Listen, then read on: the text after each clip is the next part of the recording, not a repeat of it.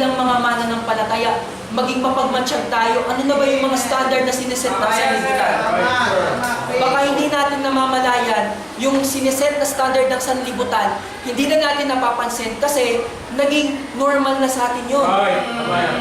Ginagawa na pala natin yun. Kumbaga normal na pala sa atin na magsuot ng gaganito kaikli. Mga kapatid, be watchful. Kung ano yung sineset ng sanlibutan sa atin. Kaya pagdating pag more of Christ, dapat titingnan natin ano ba yung kalugod-lugod sa Panginoon. Paano gusto ko mas marami ka sa buhay ko? Kaya gusto ko, yung ginagawa ko, nakaset kung ano yung standard mo, hindi standard ng sanlibutan. Tama po? Diba?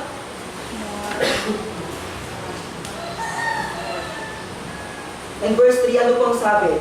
Then the princes, the governors and captains, the judges, the treasurers, the counselors, the sheriffs, and all the rulers of the provinces were gathered together unto the dedication of the image that Nebuchadnezzar the king had set up. And they stood before the image that Nebuchadnezzar had set up. Ano kaya yung nararamdaman o iniisip ng mga tao na to nung nakita nila? Kasi pinatawag kami ng hari eh. Puro mga official kami, di ibig sabihin mahalaga to. Importante to, di ba? At nakita nila, ang laki-laki ng image, gold. Pansin niyo po, pagdating sa digmaan, ang ginagamit, hindi po ginto. Di ba bakal? Bakal ang ginagamit. Bakit po? Kasi ang ginto, mahalaga. Ang ginto, ginagamit for honor. Di ba? Ang ginto, ginagamit siya para nagpapakita siya ng status natin sa lipunan. Tama po. So, ibig sabihin, pag gold, precious. Kaya pag nakita nila nito, ba, ang taas, pure gold. Talagang gold na gold to, pinatayo na to, di ba? So, ibig sabihin, mahalaga to. Mga kapatid, ganyan din minsan sa panahon natin. Ito yung siniset ng sanlibutan na standard. Wow, ang ganda nito ah. Di ba? Kailangan maging ganito din kami. Kailangan ganito din yung siniset na standard sa bahay. Di ba? Mga kapatid, be watchful.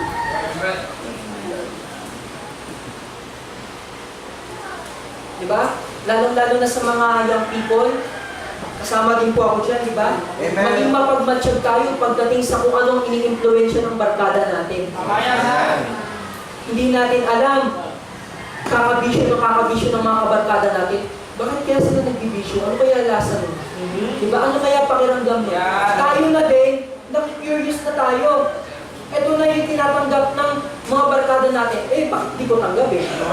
Di ba? Di ba? Ito na yung tinatanggap na hairstyle. Bakit di ko tanggap eh? Yun naman ang uso. Diba? Mga kapatid, be watchful. Tulad dito, kita niyo po sa buhay nilang Shadrach, Meshach, and Abednego. Kitang-kita nila lahat ng mga officials ng government. Tinatanggap nila itong golden image na to. Di ba po? Nandiyan pa po, church? In verse 6 po, tingnan po natin yung verse 6. Ano pong sabi?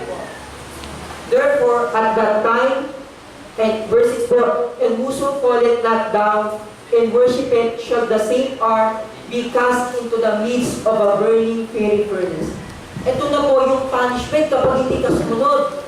Mga kapatid, yung standard na siniset ng sanlibutan, meron niyang consequence kapag hindi mo sinusunod sa paningin nila. Ay, bakit hindi ka nagbibisyo? Hindi ka in. Di ba? Bakit ito yung buhok mo? Bakit masyadong formal? Di ba? Corny ka, baduy ka. Di ba? Bakit kapag magsuot yung mga ladies, bakit talagang napaka-conservative? Ba, mukha kang manang. Di ba? Manang na manang itsura mo kasi ganyan ka. Kami, hanggang dito, proud na proud kami. Di ba? Mga kapatid, lagi po natin tatandaan, tayo po yung mga Krisyano, tayo, iba yung standard natin sa standard ng sanlibutan. Kaya wag nating iisipin at wag nating iisipin na kapag lumabas tayo at ito yung standard natin, magugustuhan nila tayo. Mga kapatid, iba yung standard nila, yun ang nagugustuhan nila. Pero ang standard natin sa Panginoon, ito yung nagugustuhan natin. Hindi man nila tayo magustuhan, ito yung gusto ng Panginoon. May church? Kaya sa paglilingkod sa Panginoon, hindi pwedeng standard ng sanlibutan ang titingnan natin. Kasi pag standard ng sanlibutan, talagang hindi tayo magpapatuloy. ng sanlibutan pag ganun ang ginawa namin standard. Diyan pa po ay church? Laging meron pong punishment.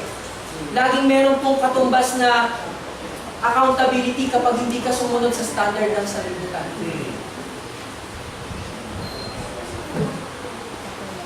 Ano po pwede sabihin ni Shadrach, Meshach, and Abednego uy, official kami ng government din Di ba? Ito yung trend, bakit hindi kami susunod? At maaari na sila din ay magalit din sa kanila yung ibang tao na nandoon. Di ba? Kasi may punishment Pero mga kapatid, makikita natin kung anong klase ng paninindigan meron si Shadrach, Meshach, at si Abednego. Di ba po? Mga kapatid, pag tinignan natin yung sarili natin, ganun ba tayo? Mala Shadrach, Meshach, at Abednego ba yung standard natin? Di ba?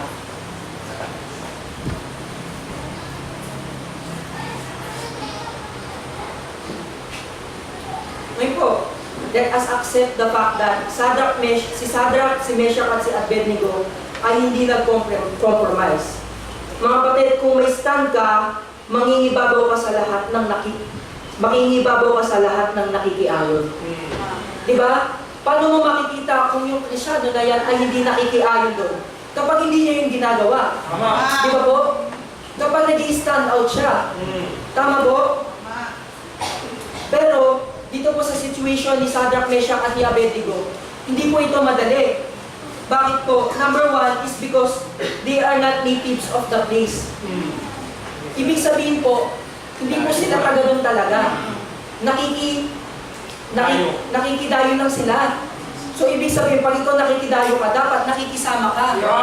Di ba? Uy, kaming lahat, umiinom na dito, bakit ka wala kang pakikisama? Di ba? KJ ka naman. Di ba? Isa lang naman Di ba? Isang try lang naman Mga kapatid, laging magsisimula yan sa paunti-unti. Ang standard ng sanlibutan, uumpisahan ka niyan sa maikli. Uumpisahan ka niyan sa tikim. Uumpisahan ka niyan sa maliit. Di ba? Hanggang sa hindi natin namamalayan na habang tumatagal, lalong dumadami na. Lalong lumalaki na. Di ba? Ang hirap po ng situation nila, they are not natives of the place. Kailangan nilang makisama. Di ba? Brother Lester, bago na ako sa trabaho dapat nakikisama ako. Di ba? Kasi may Christmas party kami, kailangan sumayaw-sayaw din ako. Di ba? Di ba? Kunti-kunti lang naman Di ba? Ano ba pong situation itong ni Shadrach, Meshach, at ni Abednego? They are under the king's authority. Di ba? Under sila ng authority ng hari nila. Ibig sabihin, meron mas may powerful sa kanila. Brother Lester, magagalit yung boss ko. Brother Lester, matatanggal ako sa trabaho. Di ba? Uy, huwag na lang. Sayang naman kasi pag nag-day off ako ng linggo at pinilit ko, bakit tanggalin ako? Di ba? Because they are under the king's power. And number 3, they are amidst of people that blindly obeying There are midst of people that blindly obeying the wrong. Di ba? Minsan, yung mga tao lang na nasa paligid mo, basta ginagawa lang nila, yung pressure na ginagawa nila, nape-pressure ka na din na gawin Hindi ka pa nung kinukumbinsi How much more kumbinsihin ka pa? Di ba? How much more pilitin ka pa?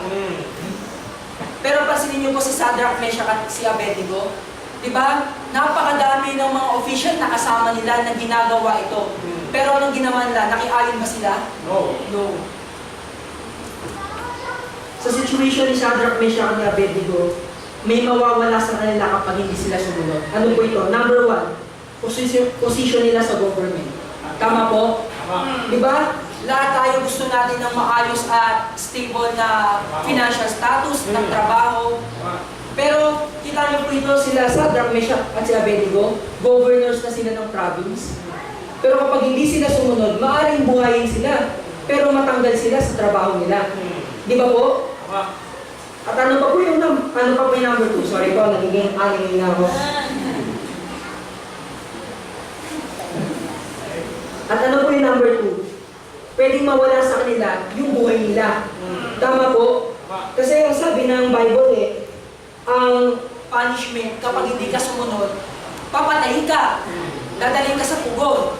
Di ba po? Ngayon, anong ginawa nito ni Shadrach at ni Meshach ni Abednego? Basahin po natin yung verse 8. Sabi po, "Wherefore at that time certain Chaldeans came here and accused the Jews. They spake and said to the king Nebuchadnezzar, O king, live forever. Thou, O king, hast made a decree that every man that shall hear the sound of the cornet, flute, harp, sackbut, psaltery, and dulcimer, and all kinds of music shall fall down and worship the golden image." Verse 11, "And whoso falleth not down and worshipeth, that he should be cast into the midst of a burning fiery furnace." So ang nangyari po, may mga Chaldeans na nagsumbong. So sinumbong nila itong si Shadrach, Meshach at si Abednego. Mga kapatid, ganyan naman talaga pag hindi ka sumusunod sa standard ng sanlibutan. Laging may makakapansin yan. Right. Di ba po? Laging may makakapansin yan. Laging may mag-a-against dyan. Maninismis. Laging may maninismis dyan. Di ba? And verse 11. And verse 12 po, "There are certain Jews whom thou hast set over the affairs of the province of Babylon, Shadrach, Meshach, and Abednego." So napaka-specific po ng pagkakasumbong, no? "These men, O king, have not regarded thee." So anong ginawa? Lalo pang sinulsulan. "Hoy, mahal na hari, alam mo, merong mga Hudyo doon. Alam mo, hindi ka ginagalang nun. Yung mga utos mo, hindi ka sinunod." Di ba? Talagang kapag hindi ka sumusunod, talagang lalo pang palalakihin eh.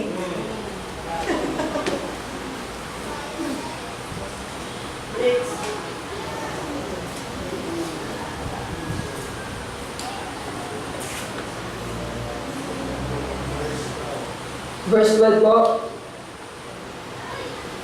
"Having regarded thee, and they serve not thy gods, nor worship the golden image which thou hast set up." So dito po, sinabi na ng mga nagsumbong na, eto pong mga Hudyo na to, hindi po sumusunod sa order nyo. Hindi po sila sumasamba sa golden statue na pinagawa nyo. Ngayon, ano pong ginawa po nito ni King Nebuchadnezzar? Verse 13, "Then Nebuchadnezzar in his rage and fury," nagalit po, "commanded to bring Shadrach, Meshach, and Abednego. Then they brought these men before the king."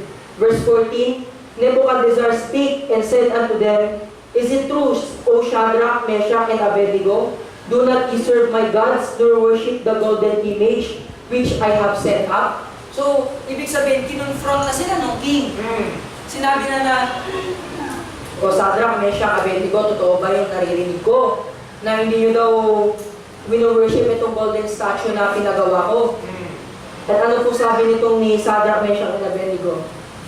Verse 15, "Now if ye be ready, that at what time ye hear the sound of the cornet, flute, harp, sackbut, psaltery, and dulcimer, and all kinds of music, ye fall down and worship the image which I have made. Well, but if ye worship not, ye shall be cast the same hour into the midst of a burning fiery furnace. And who is that God that shall deliver you out of my hands?" So ibig sabihin, talagang inlaro nitong si King Nebuchadnezzar na, "Oh, alam nyo ba, nasabi ko, kailangan sambahin nyo itong golden statue na to. Diba, na kailangan pag narinig nyo yung music, kailangan sambahin nyo. At alam nyo ba yung punishment kapag hindi kayo sumunod?" Diba? Ano pong sabi nito ni Shadrach, Meshach, and Abednego? Verse 16 po, "Shadrach, Meshach, and Abednego answered and said to the king, O Nebuchadnezzar, we are not careful to answer thee in this matter." Ano po napapansin nyo dito? Kanina, yung mga nagsumbong, sabi pa, "O king, live forever." Di ba po sabi? Pero ngayon, anong sabi ni Shadrach, Meshach, Abednego? And said to the king, O Nebuchadnezzar.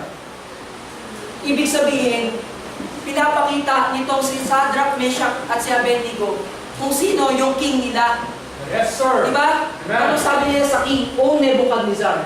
Sinabi ba nila, O king, live forever? Wala. No. Ibig sabihin, Gusto nilang ipakita kay King Nebuchadnezzar na, King, hindi ikaw ang hari namin.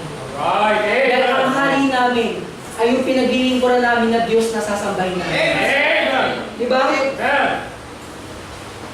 And verse 17 po, if it be so, our God, whom we serve, is able to deliver us. Tingnan niyo po kung gaano ka-confident itong si Shadrach, Meshach at si Abednego. Di ba? Ang Diyos na pinaglilingkuran namin ay ililigtas kami. Amen. Ganon sila ka-confident. Kahit nasa sitwasyon sila na hindi sila native sa lugar na yon, kahit nasa sitwasyon sila na maraming mga tao ang pumapanig sa ganong klase ng standard, kahit nasa sitwasyon sila na kinakaharap nila,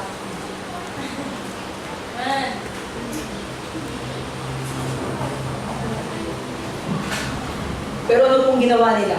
Ang ginawa po nila, nanindigan sila kung sino yung Diyos sa pinaglilingkuran nila. Mga kapatid, sabi po dito, kung kilala mo talaga yung Diyos na paglilingkuran mo, at kung kilala mo matindi yung Diyos na pinaglilingkuran mo, yung paninindigan mo ay matindi rin. Di ba? Gano'ng katindi yung paninindigan ni Shadrach, Meshach at ni Abednego, na kahit yung buhay nila, kaya nilang itaya dahil sa kanilang pinaninindigan. Na alam nila na yung Diyos na pinaglilingkuran nila ay Diyos na kaya silang iligtas. Tama po. Mga kapatid, bakit minsan hindi natin kayang panindigan yung standard na meron na gusto ng Panginoon para sa atin? Baka maaaring hindi pa talaga natin kilala gaano yung Diyos na pinaglilingkuran natin. Because kapag kilala natin yung Diyos na pinaglilingkuran natin, kung gaano siya katinding Diyos, gano'n din katindi yung paninindigan natin sa Kanya. Right. Kaya mga kapatid, hayaan natin na magpatunay ang Diyos sa buhay natin. Di ba po, pansin natin, kapag meron tayong favorite basketball player, di ba?